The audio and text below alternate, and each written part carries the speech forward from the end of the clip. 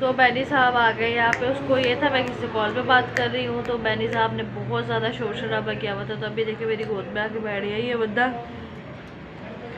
तो अभी जो है हम लोग बैठे हुए खाने का वेट कर रहे हैं, क्योंकि खाना अभी बन रहा है। तो मैं तो किचन में जा ही नहीं पा रही हूँ, इतनी तबीयत ख़राब थी। और बैनी के परसों रात इस बैनी ने बहुत तंग किया, कल सारा दिन मेरा इसमें चला गया, इतनी तकलीफ़ में रहा है बच्चा मेरा। फिर हम लोग हस्बैंड आए, फिर हम लोग डॉक्टर के पास गए, फिर इसको इंजेक्शन लगवाया, फिर एंटीबायोटिक वगैरह इसकी जो थी वो सारी चेंज हुई।